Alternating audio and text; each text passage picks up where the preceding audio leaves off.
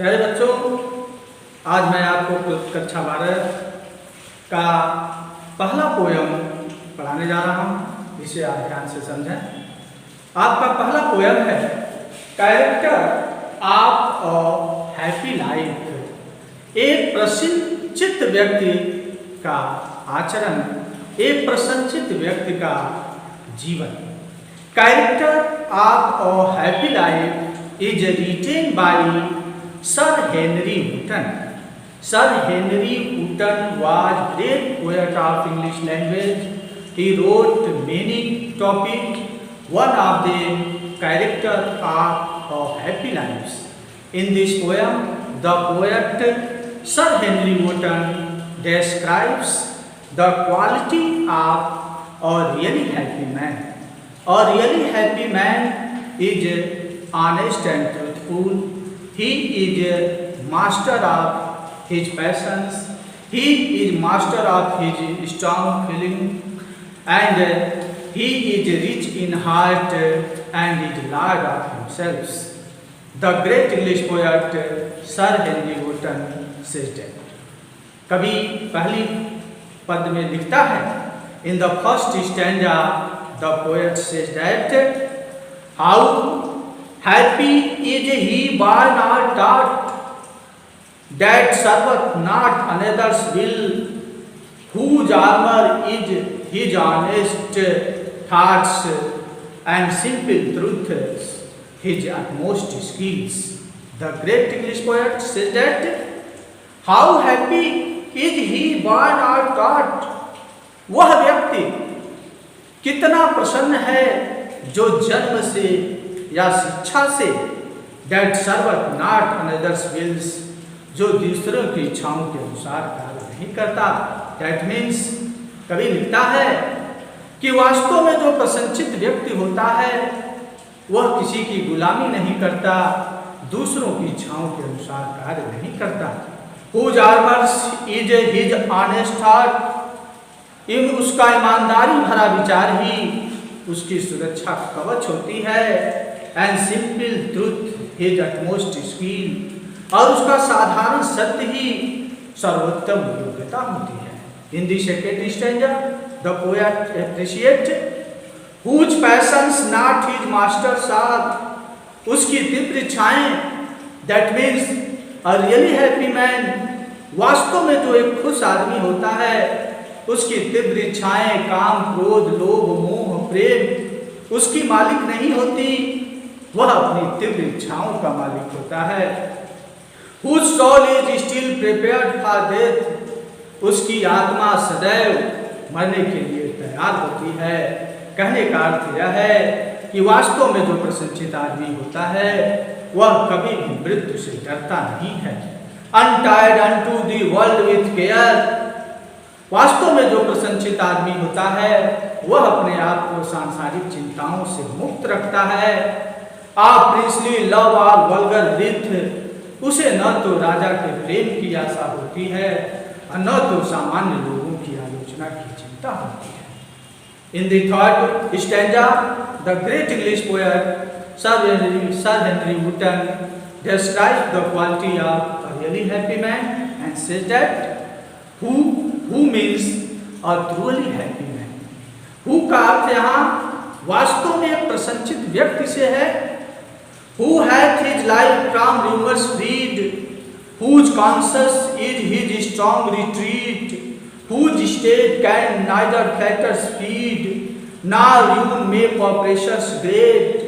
कवि लिखता है Who hath his life from rumors freed, वह अपने जीवन को, वास्तव में जो एक प्रसन्नचित्त आदमी होता है वह अपने जीवन को अफवाहों से मुक्त रखता है।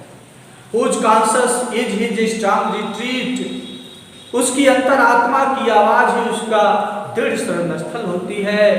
कहने का अर्थ यह है कि वह अपने मन के आवाज के अनुसार कार्य करता है।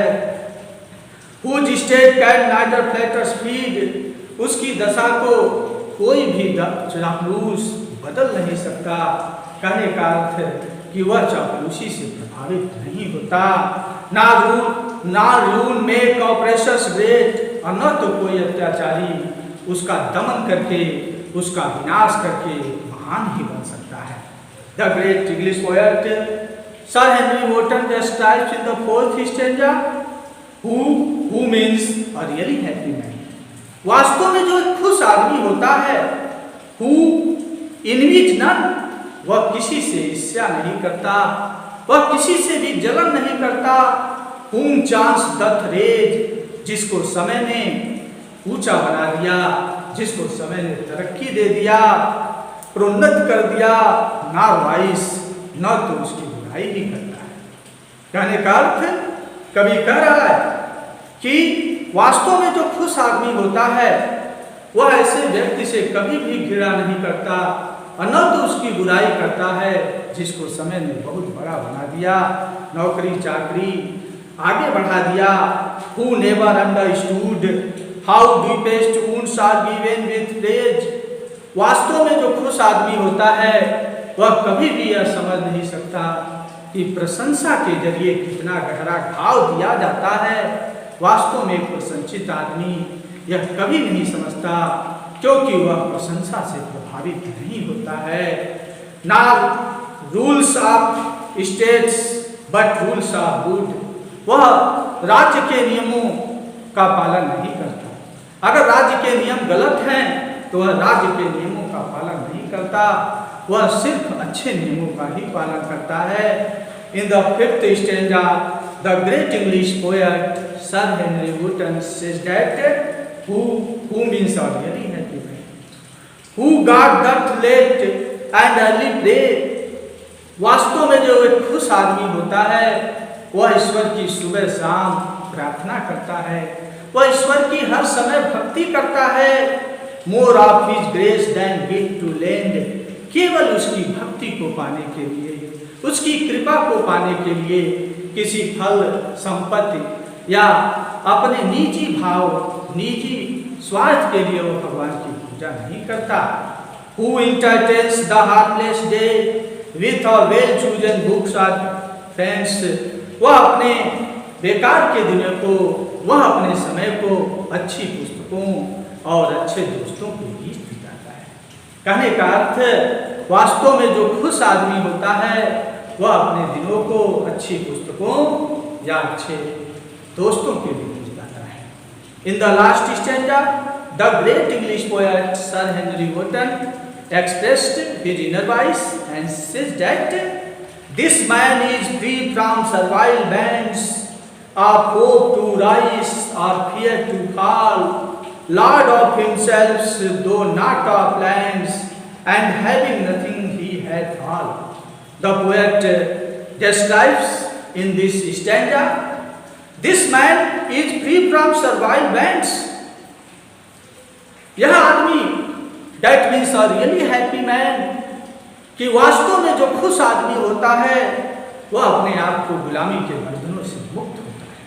वास्तव में जो खुश आदमी होता है वह किसी की गुलामी नहीं करता। और होप टू राइज, उसे न तो तरक्की की आशा होती है और फियर टू फॉल, न तो बर्बाद होने का भय होता है। लॉर्ड ऑफ हिमसेल्फ, वह अपने आप का भगवान है। He is the master of himself, वह अपने आप का मालिक है। दो नॉट ऑफ लैंड्स, भले ही उसके पास जमीन दौलत धन रुपया पैसा ना हो, एंड हैविंग नथिंग, भले ही वह कुछ भी न रखता हो, ही हैथ ऑल, फिर भी वह सब कुछ रखता है। बिकॉज और really happy man hath contentment. Contentment is the key of happiness. वास्तव में जो खुश आदमी होता है वह संतोष रखता है, और संतोष इस संसार की सबसे बड़ी खुशी है, सबसे बड़ा धन है। That's